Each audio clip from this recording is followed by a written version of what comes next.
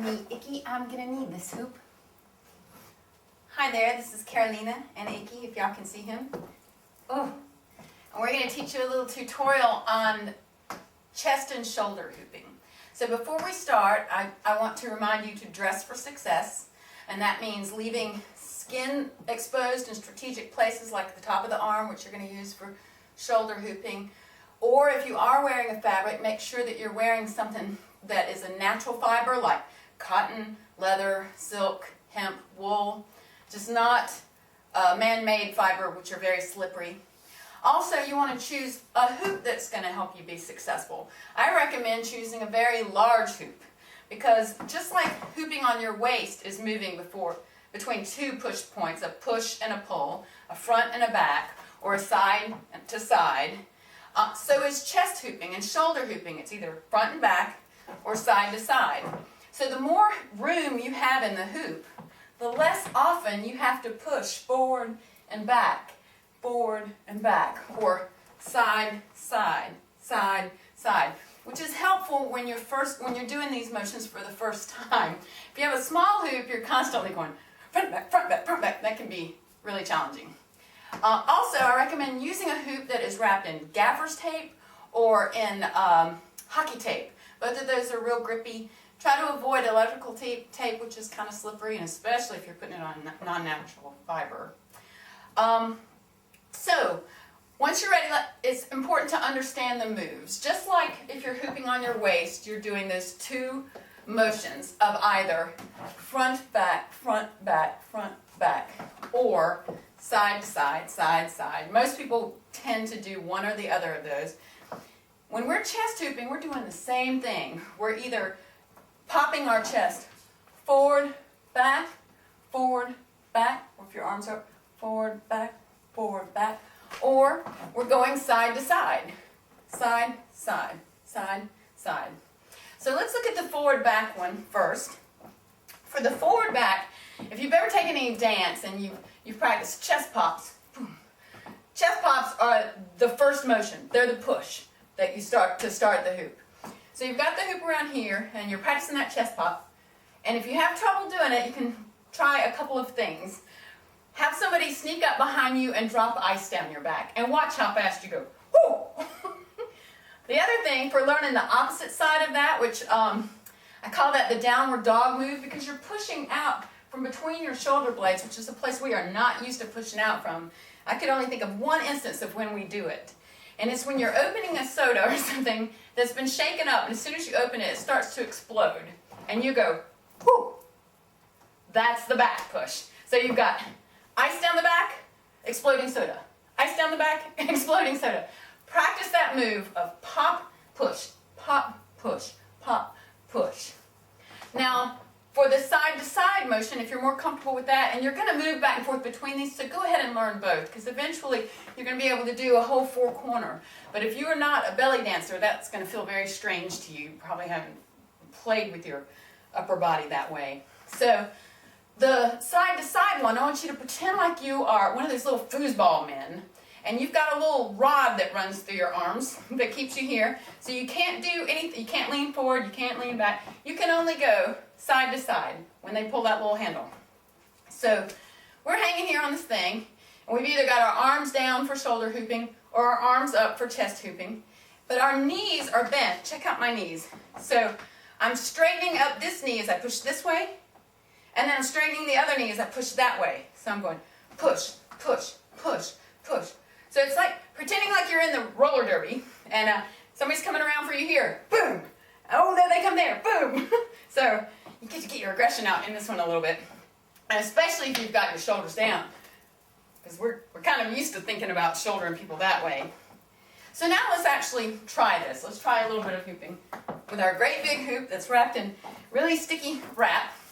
We're going to start by balancing the hoop right behind our shoulder blades, so that the front is level and not bent down, because if it's bent down, then you're trying to pull it up to even get this project started.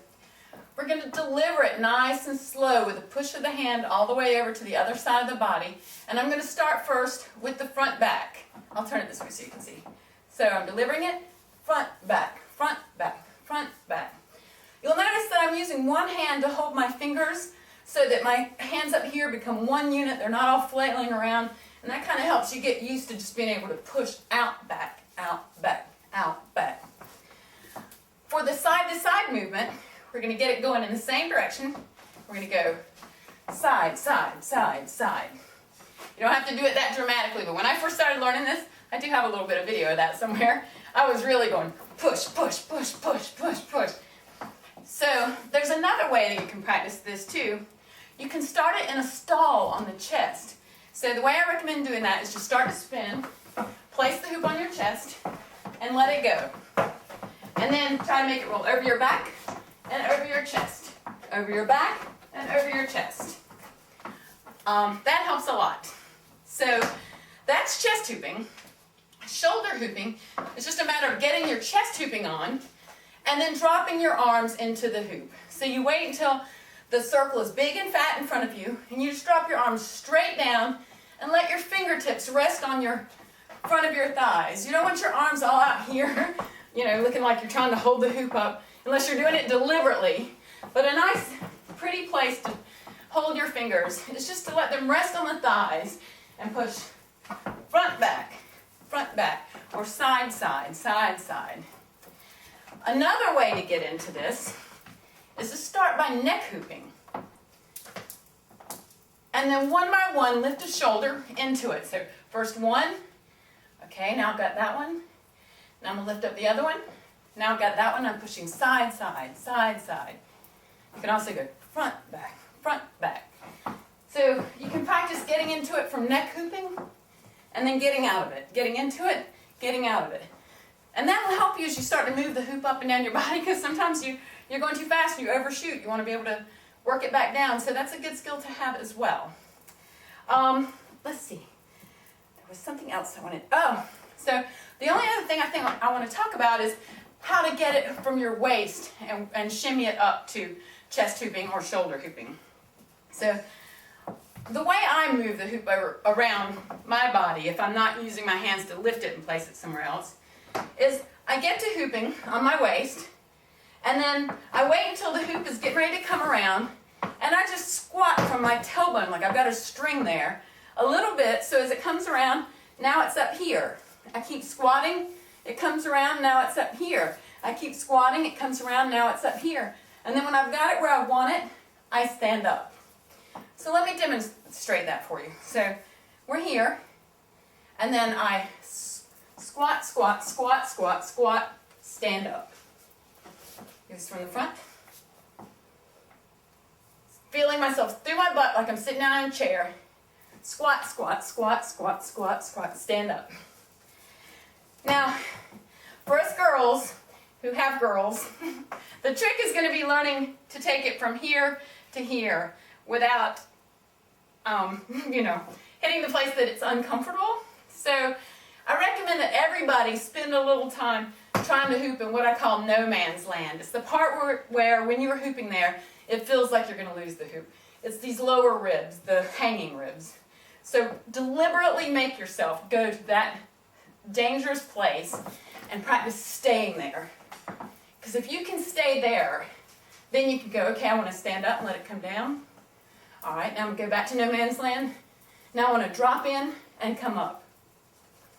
So that's everything I can think of about shoulder and chest hooping. There's probably more stuff.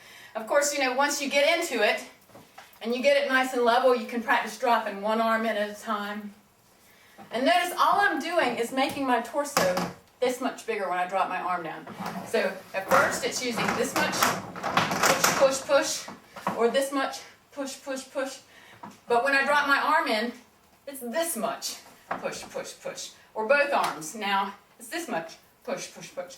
So the trick is to keep your arms flush against your side and not out here. A lot of times if we feel like we're losing it, we kind of throw our elbows out to try and get it up.